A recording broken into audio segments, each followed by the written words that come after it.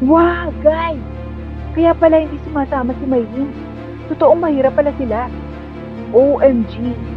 Guys, oo nga. Hindi ako makapaniwala. Kaya siguro hindi siya makakasama.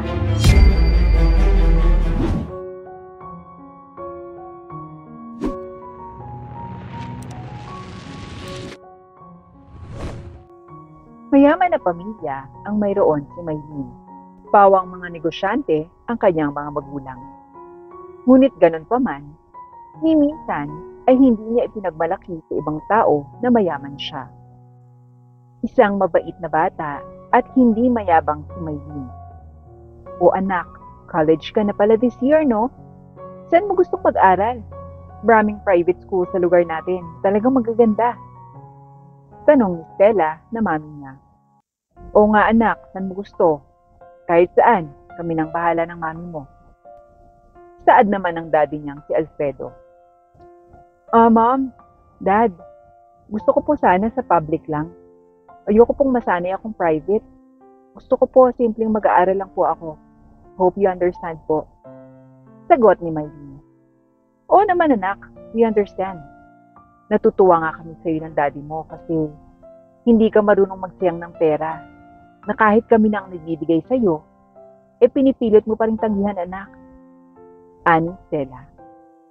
That's my girl. Masayang sabat ng daddy niya. O sige anak, ikaw nang bahala. Inform mo na lang kami pag nag-enroll ka na ha. Ani Stella. Yes mom, dad, thank you po. O siya, mauna na kami anak ng mami mo. May mga business meetings pa rin kasi kami. Okay po. Take care anak ha. Kahit madalas ang pag-alis ng mga magulang na, hindi siya nagtanim ng sama ng loob sa mga ito. Mas lalo pa niyang ginagalingan at inaayos ang mga gawain sa eskwelahan para naman mabawasan ang pagod ng kanyang mga magulang. Lumipas ang mga araw at nag-enroll na si Maylin sa isang pampublikong universidad. Pagpasok niya dito, ay kaagad na nagkaroon ng kakilala. Hello, I'm Megan. Pakilala ng isang babae sa kanya. Hi, I'm Maylin. Sagot naman niya. Freshies ka din dito? Ako din eh. Buti naman may kakilala na ako, Maylin. Ay, oo, ako din, Freshie. Oo nga, buti nakilala din agad kita. Sagot ni Maylin. Masaya silang kumain at hinanap ang kanilang classroom at doon nga ay nakilala pa nila ang iba pa nilang kaklase. Hi, good morning. I'm Megan and this is my friend, Maylin. Pakilala sa iba pa nilang kaklase. Hi, I'm Troy. This is Rebecca, May, and Tristan. Pakilala naman ng kaklase nila. Nice to meet you.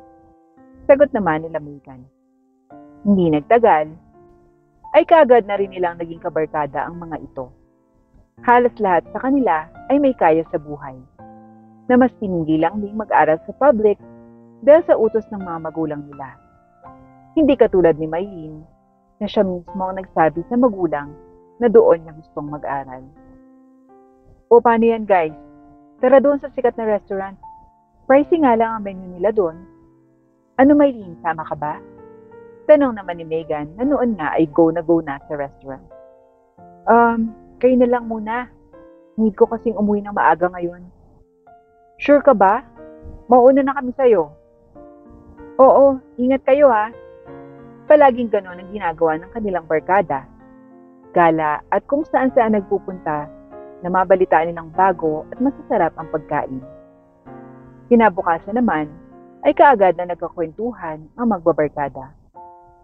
Sayang Maylin, wala ka kahapon. Ang sarap ng food kahit pricey. Kwento ni Rebecca. Oo nga sayang eh, kailangan ko kasing umuwi ng maaga. Aba next time, sana sumama ka naman Maylin. El, wala kang pera. Grabe naman kayo kay Maylin guys. Talagang hindi lang galayang si Maylin. Pagtatanggol naman ng kaibigan niyang si Megan.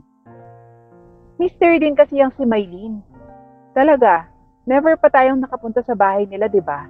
Madalas naglalakad siya pa uwi. Sabat naman ni Rebecca. Strict kasi ang parents ko, guys. Hope you understand. Maikling sagot ni Mylene. Oh, by the way, go ba tayo bukas sa bagong bar na kabubukas lang? Talagang dagundong daw yung music dun eh. Go kami dyan! Sagot agad ni Tristan at Rebecca. Ikaw, Megan. Go ako dyan, ano ba kayo? Pala naman eh, party-party na tayo nito bukas niyan, guys. How about you, Mylene? Join us naman. Bumawi ka naman sa amin, no? Pangungumbinsi ni Troy. Titingnan ko bukas ha.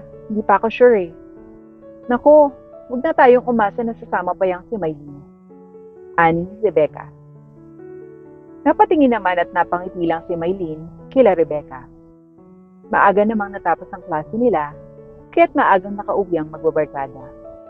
Napag-isipan nga ng tropa ni Mylene na sundan kung saan umuwi ito. Habang si Mylene naman ay pupunta sa maliit na kubo kung saan siya nagpapahinga muna kasama ang anak ng kasambahay nila sa bahay. Lita, andito na ako. Eto binilan kita ng merienda. Masayang bungad ni Mylene kay Lita na anak ng kanilang kasambahay. Naku, salamat Mylene ha. Halika, pasok ka muna at sabay na tayong umuwi sa mansyon nyo. Ani Lita.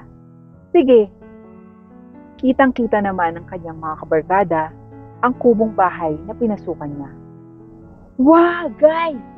Kaya pala hindi sumasama si Mylene. Totoong mahirap pala sila. Ani Rebecca. OMG! Guys, oo nga. Hindi ako makapaniwala. Kaya siguro hindi siya makakasama. Dahil hindi niya talaga afford yung mga binibili natin. Saad naman ni Troy at me. Guys, we need to make sure muna. Anong make sure? Ayun na nga Ano pa bang pruwebang hinahanap mo, Megan? Oo nga. Ayan, diyan siya umuwi. Kaya pala naglalakad lang siya pa uwi. Ani Rebecca. Well, we need to get rid of her sa grupo dahil nakakahiya kapag nalaman sa eskwelahan na may barkada tayong low-key. Remember, rich kid tayo, kaya nasa public tayo para tayo ang sikat at rich tito. Sagot ni Rebecca. Bukas na bukas, wala nang papansin sa kanya dapat. Agree ako dyan. Dapat hindi na siya kasama sa grupo. Sabat naman ni. Guys, talaga bang yun yung desisyon nyo? Nagtatakang tanong naman ni Megan. Si Mylene? She's our friend. Ang tagal na natin siyang kakilala. And we will end up like this dahil lang nalaman nating mahirap siya at kubo ang bahay? Tanong ni Megan. Yes, we need to. Madiing sagot naman ni Rebecca na sinang-ayunan nila May, Tristan at Troy. Wala namang nagawa si Megan kundi ang sumunod sa gusto ng mga ito. Kinabukasan naman ay sabay-sabay silang pumasok habang wala pa si Mylene. Guys don't forget, no attention for Mylene from now on. Paalala ni Rebecca. Habang paparating si Mylene, ay ngumiti na agad siya sa mga ito, ngunit inarapan lamang siya at hindi man lang pinansin ng barkada. Nagtaka naman si Mylene sa nangyayari. Good morning guys, anong meron? Huwag mo nga kaming pinagkakakausap, Mylene.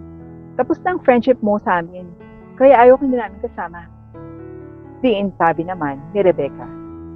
Oo, kaya simula ngayon, huwag ka nang makalapit-lapit at makangiti-ngiti sa amin. Sumang-ayon din naman sila Troy at Tristan.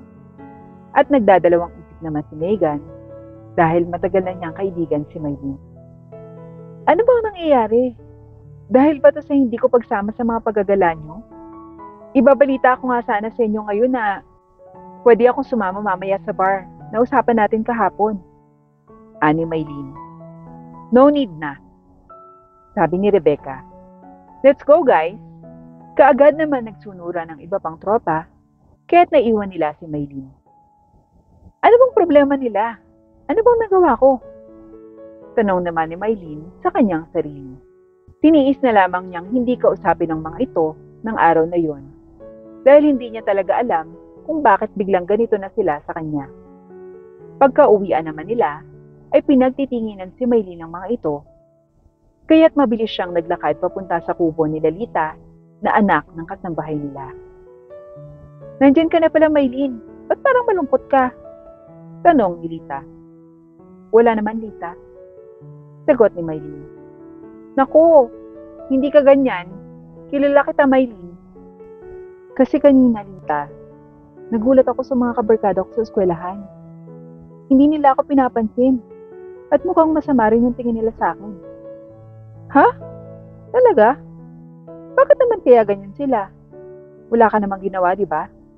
Tanong ni Lita. Wala talaga akong maalala na maling ginawa ko. Ang ganda pa nga ng usapan namin kahapon. Kung kailan naman ako sasama na sa gala nila ngayon, tsaka naman nila ako pinalalayo sa kanila. Nalulungkot ng kwento niya kay Lita. Hay, naku Maylene. Hindi ko rin alam ang ipapayo ko sa iyo. Kasi, sabi mo hindi ka na nila kinakausap at pinalalayo ka nila sa kanila. Bakit nga kaya ano? Hindi ko nga alam. Naguguluhan talaga ako, Lita. Hayaan mo, malalaman mo din yan kung bakit sila ganyan sa'yo. Sa kabilang banda naman, ay sinundan ulit ng dati niyang tropa si Maylene para talagang kumpirmahin kung saan ito nakatira at kitang-kita nila na sa kubo na naman ito umuwi. See? Megan, diyan talaga siya nakatira. Kaya stop protecting her. Ani Rebecca. Hindi naman siya ganun, Rebecca. Sige. Titigilan ko na rin siya. Okay, let's go na guys. Nilalamok na ako dito. Reklamo ni May. Kaagad naman silang nagtungo sa bar na pupuntahan nila. Pagdating nila doon, ay maraming tao at alak ang nadatna nila. Whoo! Let's enjoy the night, guys! Ani Troy. Sayaw at pag-iinom ng alak naman ang ginawa ng barkada noon ni Maylene. Hindi naman sila nagpakalasing at nagawa pa nga nilang umuwi ng gabing iyon. Paglabas nila ng bar, ay napansin nila si Maylene na sumasakay sa isang mamahaling sasakyan. Wait guys, nakita niyo ba yun? Si Maylene yun, di ba? Bakit pasakay siya sa sasakyan na mamahalin? Tanong ni Rebecca. Oo nga no, at mukhang mayaman siya this time. Ang ganda ng forma niya ngayon ah. Sagot naman ni May. Baka naman naghanap lang ng boy na maaari siyang makalibre ng sakay. Sabat naman ni Troy. Kaya't nagtawanan sila. At pagkatapos nun, ay kaagad na silang umuwi sa kani-kanilang dorm.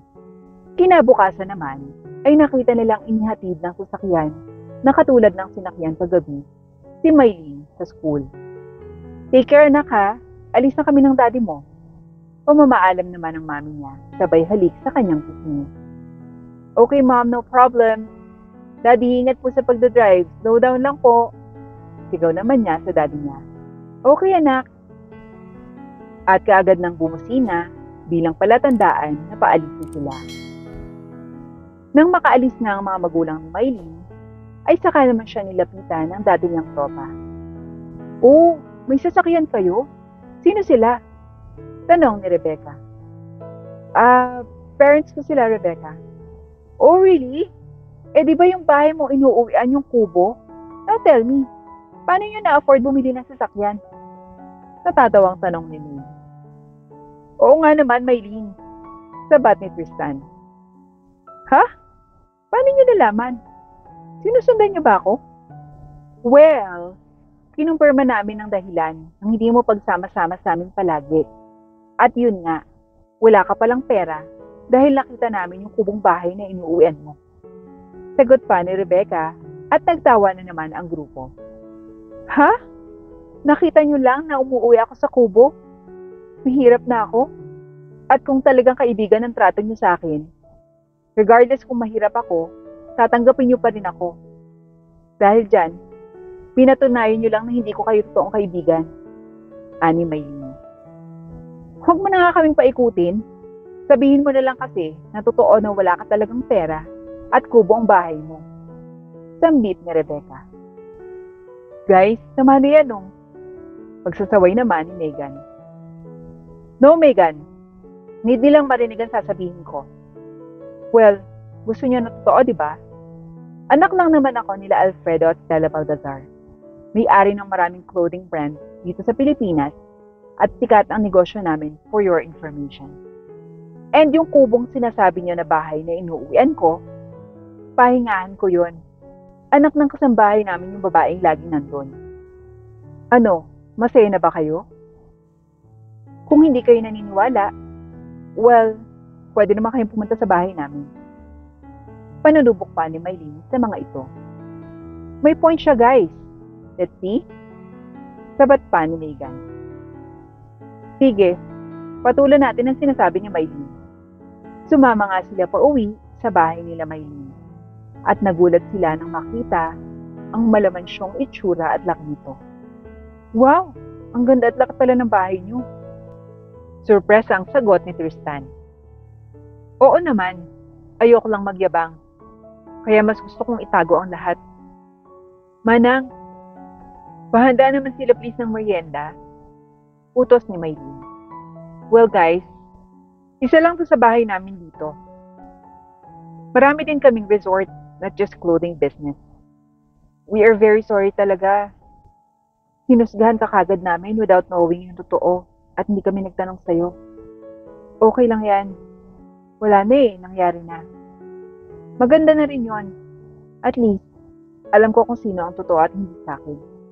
Sorry, Mylene, Anne, Rebecca at me. It's okay. But remember, you don't need to be rich to have friends. Ugali ang dapat sukatan ng pagkakaibigan at hindi pera. Huling salita ni Mylene sa mga ito.